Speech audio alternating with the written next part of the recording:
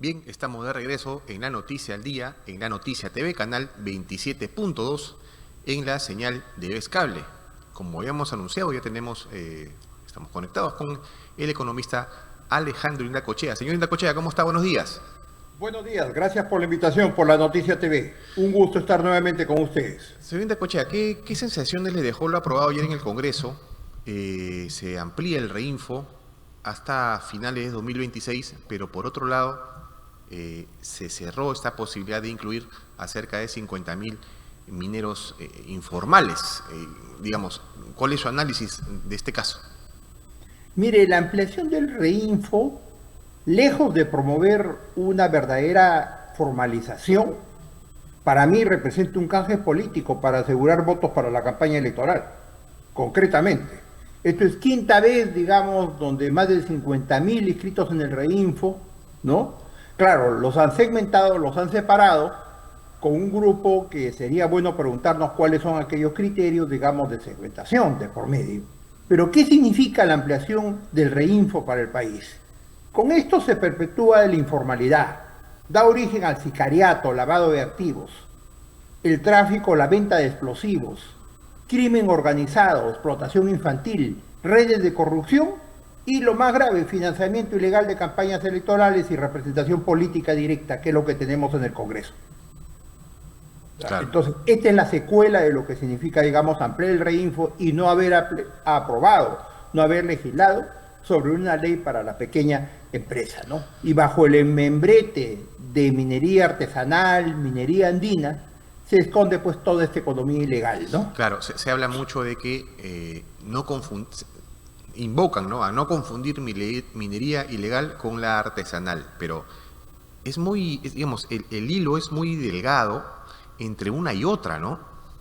Ahora, el hilo es muy delgado, se encubre, yo diría encubrimiento de un lado para otro. Ahora, la discusión no debería haberse limitado solamente al reinfo. ¿Ya? Tenemos que hablar de lo que significa la trazabilidad del oro. Es imposible que exportemos 12.000 millones de dólares en oro, que son exportaciones formales, que salen a Suiza, salen por trading para Dubái, salen a Estados Unidos, y esa exportación de oro sale formalmente. ¿Qué es lo que deberíamos focalizarnos? Las plantas procesadoras. Las plantas procesadoras, que no se sabe cuántas son, según el MINER son alrededor de 200, pero para muchos pasan los 400, 500 plantas procesadoras que se encuentran, estamos hablando en La Libertad, se encuentran en Madre de Dios, se encuentran en todas las zonas de esta explotación del oro. Estas transforman el mineral, me explico mejor, transforman el mineral que lo traen en bruto en oro triturado para exportación. Y ahí está ausente, no hay SUNAT, no hay SUCAME para la venta de explosivos para la gente de reinfo, estaba ausente. Claro. No hay la policía, no hay el Ministerio de Economía, el Ministerio de Energía y Minas de por medio. ¿Dónde están estas entidades? Es el Estado ausente. Claro. Entonces, no nos estamos dando cuenta que si hubiera un control en las plantas procesadoras de ese mineral que llega por diferentes vías, debería ser registrado, ahí debería estar el control. Incluso la venta de explosivos, se comercializa la venta de explosivos y no hay ningún control en el país, es Claro. el Estado ausente. Entonces, en medio de esta situación, digamos, el punto de partida sería colocar o ir directamente a estas plantas para que haya una fiscalización de parte de las autoridades, de repente regionales, de repente municipales, pero que estén presentes. Usted me mencionaba que hay 200, pero se habla de 400. Ahora, ¿es fácil fiscalizar a estas 400 de esas empresas? Mire, no va a ser fácil, pero si estamos rehuyendo como país a controlar 12.000 millones de dólares de exportaciones que salen formalmente, estamos fracasando. No hay institucionalidad en el país. Eso es lo que no estamos discutiendo. Son 12.000 millones de dólares que salen formalmente de exportación al exterior. Previamente los procesa la planta procesadora. La planta procesadora recibe, digamos, el mineral para triturarlo, sacar el concentrado de minería formal y minería informal, legal, ilegal, entra todo. Ahí debería haber un control. en los puntos de la cadena de producción, pero se ha centrado la discusión en otro lado. Entonces, ¿qué vemos acá? Es un Estado ausente. No hay SUCAME para la venta de explosivos a Reinfo, y vemos que en Trujillo, pongamos a los explosivos, los atentados son con dinamita, que no se ha dicho cuál es la procedencia de la dinamita, de por medio, ¿no? Muy probable es que sea de ahí, ¿no? Claro. SUNAT está totalmente ausente. SUNAT no busca en Miraflores, en Lince, para un recibo de 1.000 soles, 1.500 soles, y acá son 12.000 millones de dólares y no hay SUNAT. ¿Dónde está la policía? El control del Ministerio de Energía y Minas. ¿Dónde está el Ministerio del Ambiente? Sí, pues. Entonces yo creo que el tema es mucho más complejo. Ahora, ¿qué implicancia tiene esto?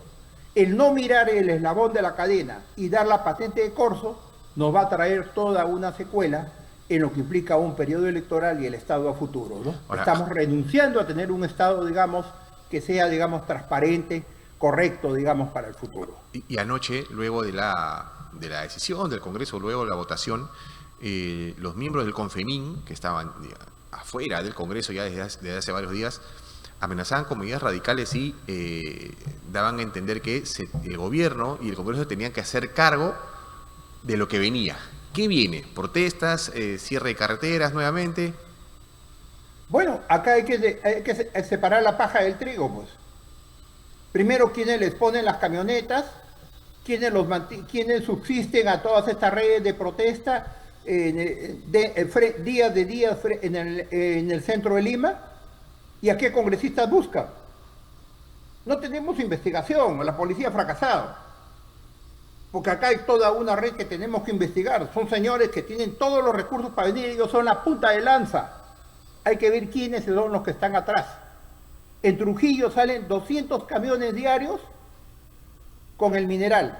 Simplemente se acerca a la policía, le muestran un papel de Reinfo y no ven más. ¿Dónde está la SUNAT? Claro. ¿Dónde está el control del medio ambiente? Estamos hablando en Piura, estamos hablando en la zona de la Libertad, estamos hablando en Madre de Dios, ¿no? Es el Estado ausente. Claro. Estamos dejando un vacío como país y lo grave de esto es que evidentemente están participando directamente en el poder. Bueno, van a financiar campañas políticas y lo vamos a tener directamente en el Congreso. Claro, hacia esa iba mi siguiente pregunta, ¿no? Usted ha señalado que esta votación significaba un canje de votos, ¿no? Un canje por votos. Y estamos en un año preelectoral, en unos meses ya son las elecciones. ¿Considera que dinero de esta minería ilegal va a terminar financiando a gran cantidad de candidatos? Yo diría que va a financiar. Va a haber financiamiento de todas maneras y ya lo estamos poniendo en transparencia, en evidente. Antes era un lobby indirecto, un lobby sutil, digamos, ¿no? Se hacían gestiones ante los congresistas. Hoy día ya no hay problema, hoy día tienen representación directa con abogados de los mineros informales, como ha sido el caso del presidente del Congreso, el señor Salguanda. Por otro lado, ¿cómo vamos a poder combatir la inseguridad ciudadana si acá es una fuente por medio para las redes de corrupción, para la impunidad? Son mecanismos contradictorios. Estamos hablando de combatir la informalidad, el presidente Gerí sale todos los días, nos da muestras de activismo, pero ¿y las leyes anticorrupción del Congreso? La famosa ley Soto.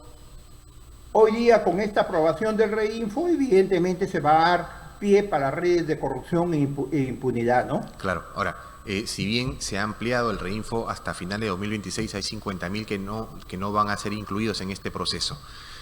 ¿En qué fracasó el Reinfo, señor Inacochea?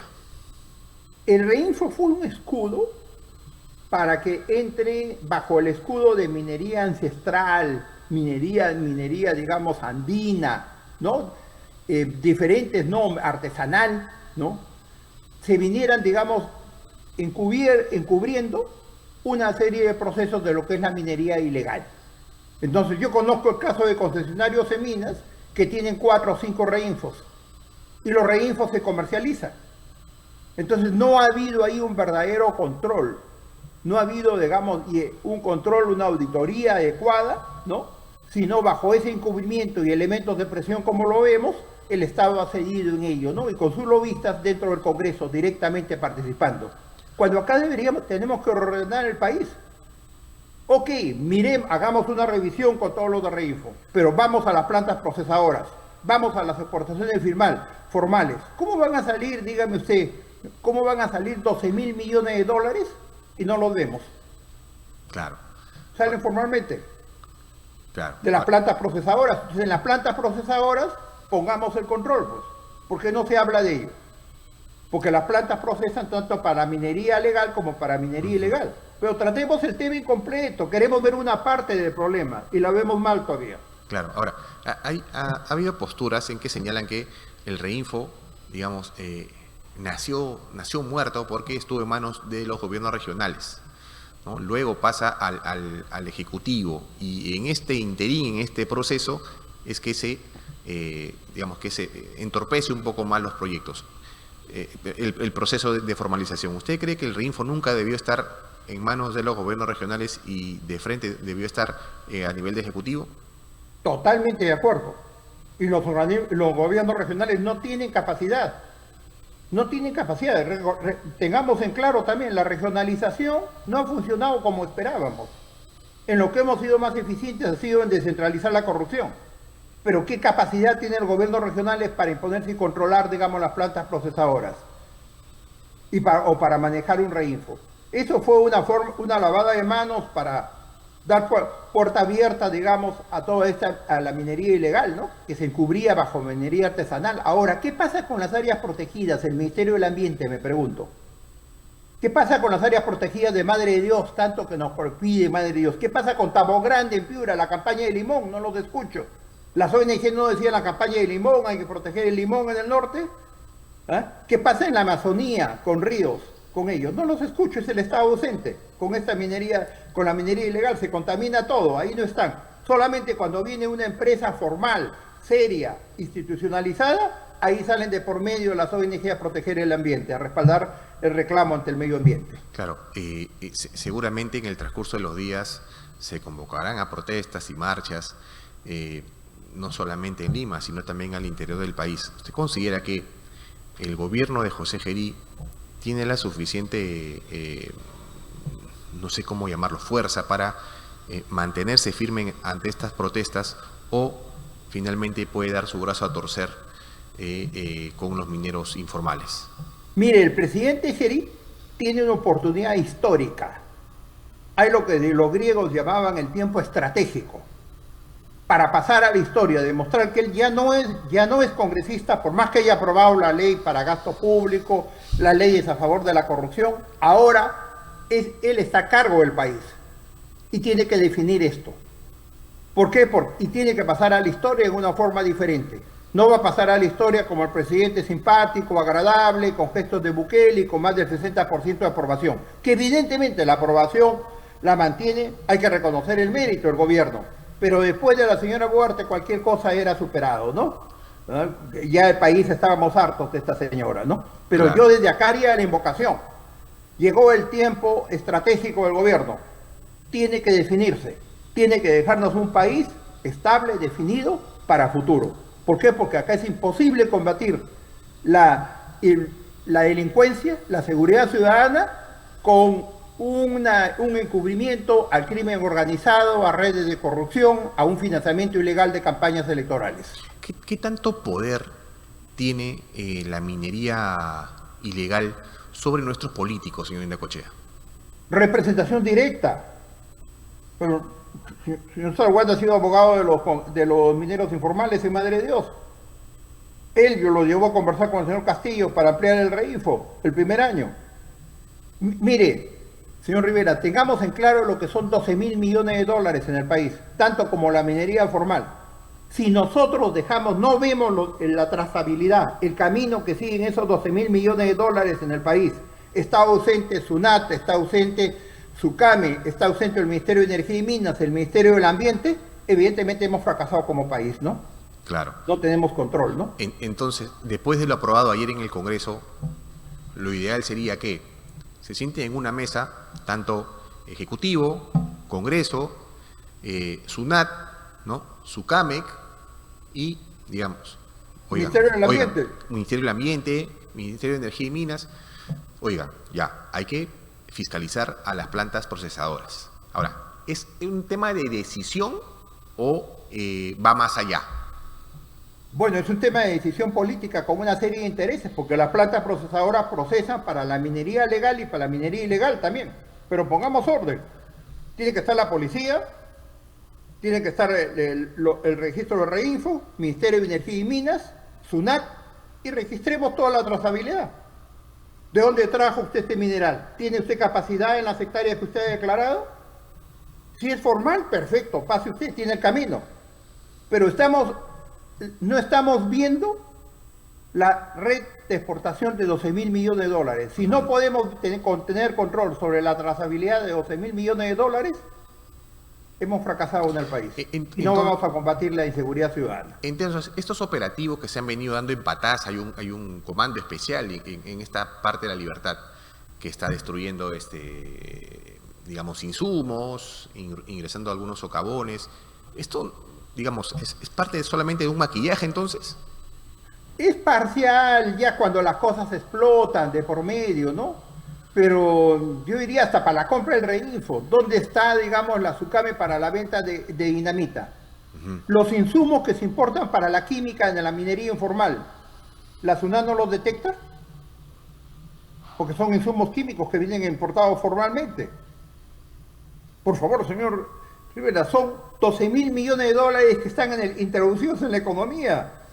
No es solamente los mineros ilegales, los mineros de Reinfo, es toda la cadena que no queremos ver.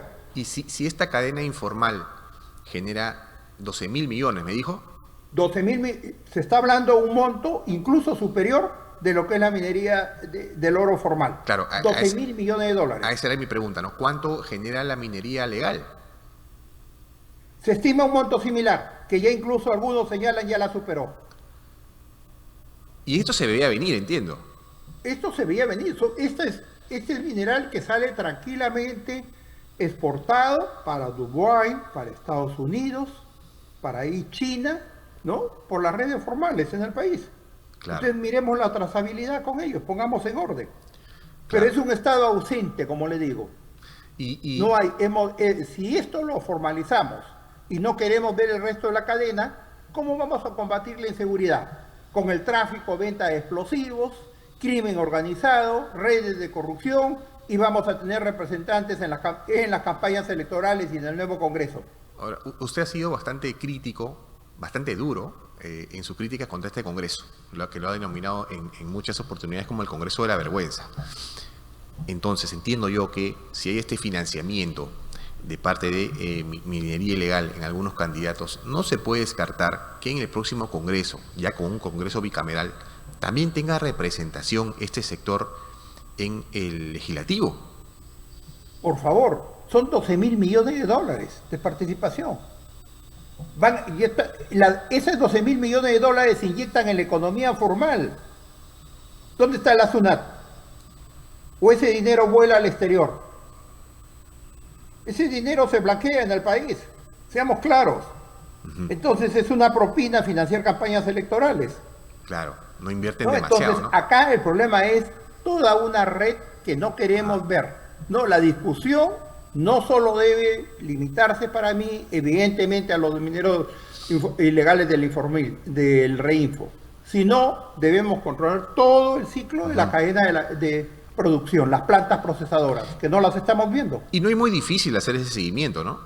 Es complicado ahorita como se ha tomado, porque el Ministerio de Energía y Minas señala que son alrededor de 200, se estima que son más de 400, 500, pero tenemos que tomar control en el país, o claro, dejemos todo para el sistema ilegal. Claro. Señor Necochea, cambiando de tema, este gobierno también se ha pronunciado respecto a Petroperú, ¿no? En múltiples entrevistas hemos conversado con usted y con otros economistas sobre la situación de Petroperú, que es insostenible. ¿Usted cree que este gobierno está en la capacidad para tomar una decisión final ya sobre Petroperú? Mire, yo lo que veo es que primero viendo lo positivo. Lo positivo es que se haya renovado, se haya retirado, se haya votado al presidente del directorio, ¿no? Que seguía ofreciéndonos canto de sirena. y al gerente de la refinería. Esa auditoría forense, igualmente me pregunto, ¿qué dice la Contraloría? No hay. Una refinería que costó 1.600 millones son 6.500. Ahora hay cuestionamientos a quién se está encargando de hacer la auditoría forense. Se está señalando que son auditores que estaban vinculados con Petroperú. Entonces tenemos que saber qué ha pasado. Ojalá el gobierno pueda tomar los pasos, pongamos la refinería de Talara, darla en concesión a un operador, qué mejor que Chevron, mire qué privilegiado es el Perú. Chevron está anunciando una inversión de más de 50.000 millones de dólares en la costa peruana, qué mejor que darle en concesión a un operador. Ya lo que hemos invertido es irrecuperable, vender activos, los activos en Lima, ¿no?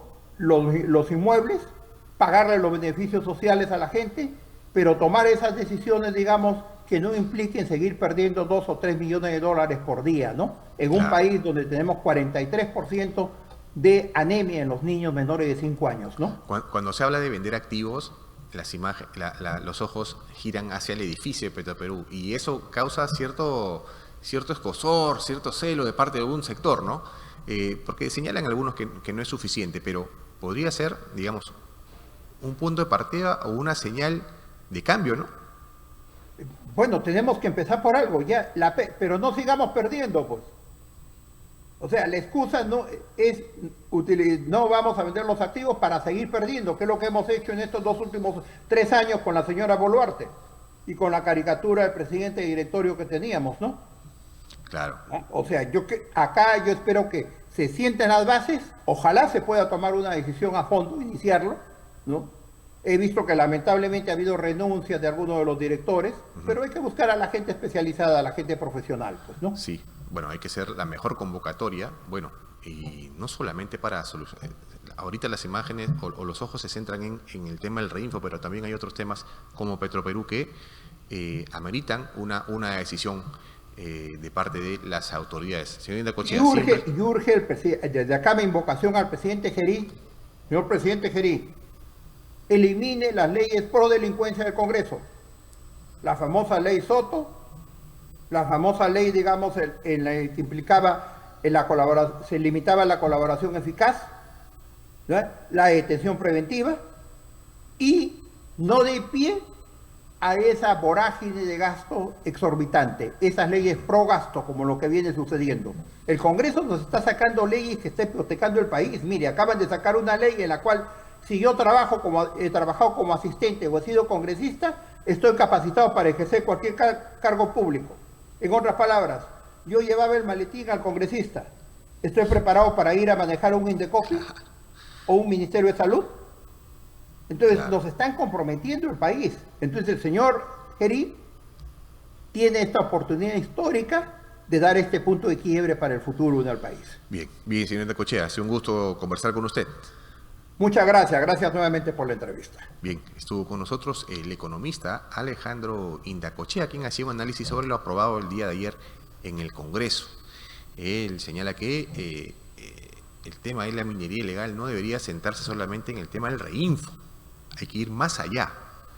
Él habla de las plantas procesadoras, hay que fiscalizar las plantas procesadoras en las que, valga la redundancia, fiscalizan no solamente el oro formal o legal, sino también el ilegal. Él habla de que en el país existen más o menos 400 de estas plantas procesadoras y que tanto SUNAT como los Ministerios de Energía y Minas y Ambiente, así como la Policía Nacional, deberían efectuar una mejor labor de fiscalización para verificar cuántos mineros ilegales son los que llevan sus productos ahí y cuántos son los legales. 12.000 millones de dólares son los que producen al año los mineros ilegales, señala Indacochea. La cifra más o menos es similar a la que genera la minería formal. El día de ayer, como ya hemos conversado largo y tendido, en el Congreso de la República se aprobó por 60 votos a favor, 36 en contra y 8 abstenciones la ampliación del Reinfo hasta el 31 de diciembre del 2026. Esto ha generado la reacción de un sector de estos mineros informales o artesanales que no están de acuerdo con ello, porque había una postura que sea hasta 2027 y que no se saque de este proceso a cerca de 50.000 de estos mineros. Si puede producción repetir el video de pronunciamiento de los mineros. Tras la votación vamos a escuchar la clara advertencia que hace este sector tanto al Congreso como al gobierno. Compañeros mineros de todo el Perú, todos los dirigentes acá estamos en la avenida Bancay y hemos recibido la mala noticia de que la votación que hubo para aprobar el dictamen mutilado, un dictamen que ya no estaba conforme se había aprobado en la comisión, lamentablemente no ha tenido los votos suficientes, para poder ser legal esta aprobación. Lo que se requiere ahora es que haya una votación mayor. Lamentablemente el Congreso no ha tenido la responsabilidad de aprobar esa ley. En ese sentido, señores del gobierno, señores del Congreso, a partir de este momento hacemos responsable cualquier cosa que ocurra con los mineros del Perú, porque es una irresponsabilidad no poder aprobar una norma que facilite la formalización. En ese sentido, compañeros de todo el Perú, nos queda a nosotros defender nuestro trabajo de una manera radical para hacer entender al gobierno y al Congreso y a las autoridades que tienen que ver con esto, que los mineros unidos jamás seremos vencidos. ¡Que viva los mineros del Perú! ¡Que viva los mineros del Perú! ¡Que viva Confemín Perú! ¡Palmas, compañeros! ¡Vamos con todo! Bien, este era el pronunciamiento de los representantes del Confemín, quien han señalado que se viene una medida de protesta radical en los próximos días. Esperemos que la situación no llegue a mayores y que se imponga el respeto y el diálogo.